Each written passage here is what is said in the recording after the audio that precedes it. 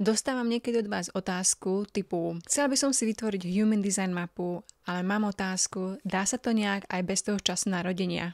Či? A v tomto videu ti poviem, prečo práve ten čas narodenia je dôležitý vo vytvorení tvojej Human Design mapy a rovnako sa dozvieš, ako si vlastne vieš zistiť tento čas tvojho narodenia, rovnako ako to nakoniec zistila aj táto moja kamarátka a bola som schopná vytvoriť jej presnú Human Design mapu. A ak sa ti toto video páči a budeš chcieť vedieť oveľa viac o Human Designe, tak budem veľmi vďačná, ak dáš odber na môj kanál, aby si určite nezmeškala ďalšie video. Poďme si teda na začiatok povedať, prečo je práve ten čas narodenia v tvojej Human Design mape taký dôležitý. Human Design mapa každého jednoho človeka je jedinečná. My sami sme jedineční a pochopenie tej Human Design mapy ti naozaj pomôže milovať samu seba takú, aká si, prijať sa, akceptovať sa. Human Design mapa ti taktiež ukáže, ako funguje tvoja energia, s ktorou si sa narodila, ako ju využívať k tomu, aby si viedla zdravý, šťastný, plnohodnotný život v ľahkosti a radosti.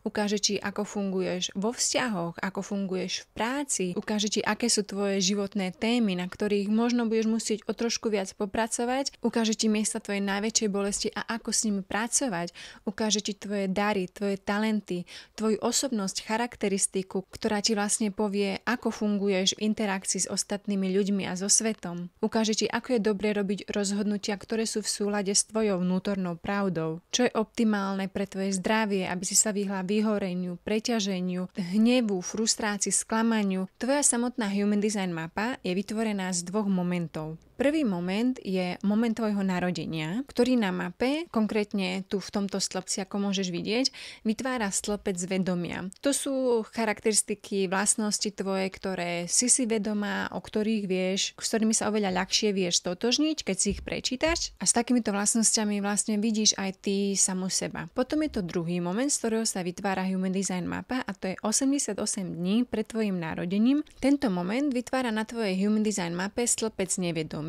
To sú charakteristiky tvojej osobnosti, ktorými sa ty nemusíš až tak veľmi stotožňovať, alebo trvá to trošku dlhšie, než sa s nimi stotožníš. Sú to nevedomé časti tvojej osobnosti, avšak ostatní ľudia v tvojom okolí napríklad vedia tieto charakteristiky a vlastnosti na tebe rýchlejšie spoznať ako ty. Keďže Human Design je naozaj veľmi obšírny a nechcem ísť v tomto videu veľmi do hĺbky, aby som ťa s tým zbytočne nezaťažila, tak ti len chcem povedať, že tá tvoja Human Design mapa je teda vytvorená z týchto dvoch momentov a ukazuje, ako boli planéty usporiadané v čase tvojho narodenia a ktoré brány boli aktivované. Preto je veľmi dôležité vedieť čo najpresnejší čas tvojho narodenia, pretože to môže ovplyvniť hlavne tvoj typ, tvoju autoritu, čiže tú tvoju rozhodovaciu autoritu, čiže to, ako robíš rozhodnutia v súlade s tvojou vnútornou pravdou. Môže to ovplyvniť tvoj profil, čiže tvoje životné témy a to, ako ťa ovplyvňujú počas života, ako interaguješ s ostatnými ľuďmi a akú osobnosť prezentuješ von do sveta. Už sa mi častokrát stalo, že keď som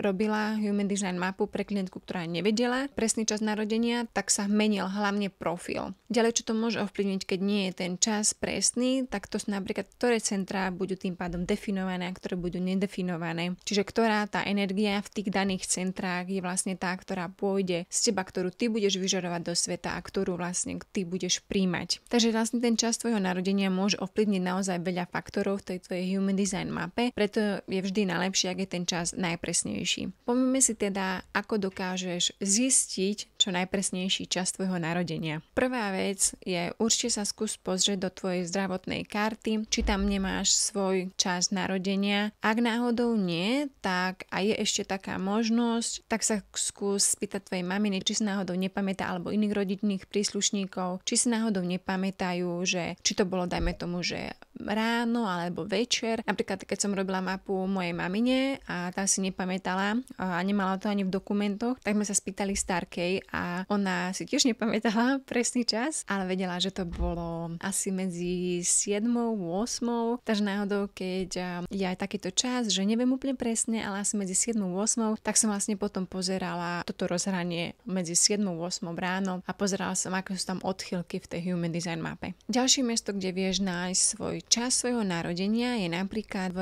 nemocnici alebo v pôrodnici, v ktorej si sa narodila. Mala som kamarátku, ktorá zavolala do do archívu pôrodnice tak dokázali jej povedať jej presný čas narodenia. Ak vyčerpáš všetky tieto možnosti a stále nevieš nájsť presný čas tvojho narodenia, tak sa nič nedeje. Môžeš si skúsiť experimentovať a vieš teraz skúšať rôzne časy. Keď napríklad, ako som povedala, vieš, že to bolo medzi 7 a 8, môžeš skúšať rôzne časy v tej hodinke a skúšať si, ktoré z tých charakteristík k tebe najviac sedí. Určite si všímaj, čo najviac s tebou rezonuje. Existuje ešte jedna možnosť, s ktorou ja osobne som sa ešte nestretla, ale vyhľadala som, že niečo také je možné a volá sa to astrologická rektifikácia a to je vlastne služba, kde niektorí astrologovia dokážu na základe dôležitých udalostí a charakteristík vedia ti presne určiť čas tvojho narodenia. Určite chcem, aby si pamätala, že aj keď už zistíš tvoju Human Design mapu a budeš chcieť začať aplikovať Human Design do tvojho života, chcem, aby si pamätala, že je tam obrovské množstvo informácií, ktoré môžeš zo svojej Human Design mapy dostať a vyčítať. Viem, že to niekedy môže byť napríklad, že je minku tých informácií je veľmi veľa, ako to teraz všetko mám aplikovať do života. Ide o to, že Human Design je o experimentovaní. Čiže nemusíš hneď, keď dostaneš tieto informácie o sebe z tvojej Human Design mapy, ich aplikovať hneď do života a hneď ich meniť, pretože potom to môže byť veľmi stresujúce a keď sa snažíme všetko aplikovať hneď, tak častokrát to vzdáme a necháme to tak. Preto je veľmi dobré skúšať experimentovať, napríklad najprv pochopiť tvoju stratégiu, čo znamená, ak si projektor, čakať na pozvanie, ak si generátor, čo znamená reagovať. Takže skúsiť najprv experimentovať s týmto. Neskôr, keď už budeš s tým stotožnená, môžeš skúšať experimentovať s tvojou rozhodovacou autoritou. Mne osobne trvalo naozaj dosť dlho, aj niekoľko mesiacov, než som pochopila ten môj dizajn. Než som sa stotožnila s tým, že som projektor a aké je úžasné byť projektorom a aby som sa naučila oddychovať bez výčitiek, aby som sa naučila čakať na pozvanie a čo to vlastne znamená. Naozaj mi to trvalo a bol to experimentovanie a skúšanie, čo funguje a čo nefunguje. Niekedy, keď budeš napríklad skúšať a experimentovať s tvojou rozhodovacou autoritou, nemusí to byť, že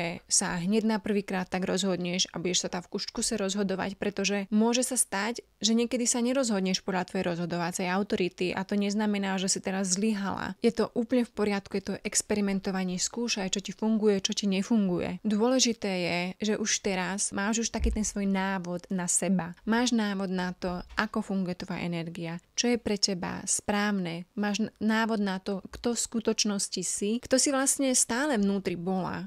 Len si niekde na tej ceste životom sa strátila, možno si sa snažila prispôsobať ostatným, aby si sa im zapáčila. Zatlačila si nejaký ten svoj vnútorný hlas, nejakú tú svoju vnútornú pravdu, ako si ty chcela fungovať v živote. Možno si potláčala svoju prirodzenosť, svoju jedinečnosť, ale teraz už nemusíš sa báť ukázať, kto naozaj si a rešpektovať to, kto naozaj si. Častokrát ľudia hovoria, že Human Design im ako keby dáva také povolenie byť samým sebou a že to, akí sú, je úplne v poriadku. Keď sa človek začne stotožňovať so svojím Human Designom, príde na to, že dá sa žiť život v ľahkosti, radosti, dá sa žiť život v prosperite a hojnosti, bez nejakých trápení. A keby často ľudia majú pocit, že život je o trápení, že proste nemôže to byť úžasné, že nemôže život byť stále perfektný a ja úplne rozumiem, život nie je stále perfektný, že sú tam momenty, kedy si poplačeme, áno a je to úplne v poriadku, ale z väčšieho množstva času sa ten život dá žiť v ľahkosti a v radosti. Keď nasledujeme to, čo je pre nás prirodzené a keď počúvame to,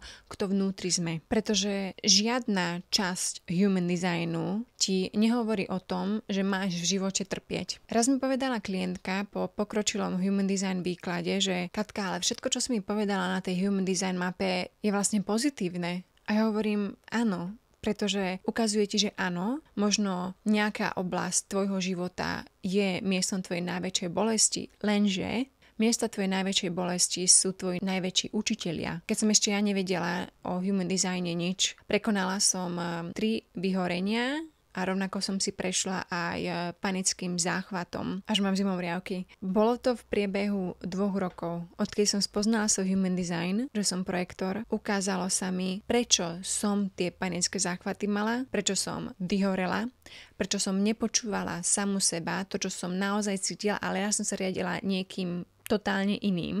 A ten človek bol napríklad manifestujúci generátor, ktorý má úplne inú energiu. A ja som sa s tým človekom porovnávala a chcela som byť ako on. Ale až teraz chápem, že ako projektor som nemala šancu udržať tempo s manifestujúcim generátorom. Ale na to som musela naozaj pochopiť svoju human design mapu, stotožniť sa s tým, že som projektor a aké to má naozaj výhody a benefity. Ak sa teda zaujal human design a chcela by si sa o sebe dozvedieť viac, ak už máš aj ten tvoj čas narodenia a ak aj nemáš presný čas narodenia, pokojne ma kontaktuj, môžeme sa na to pozrieť spoločne a môžeme vytvoriť tvoju vlastnú human design mapu. Dole do popisu tohto videa som dala linky na rôzne human design výklady, takže ak by ťa niečo zaujalo, pokojne ma kontaktuj, som tu pre teba. Prajem ti krásny deň a teším sa na teba v ďalšom videu. Ahoj!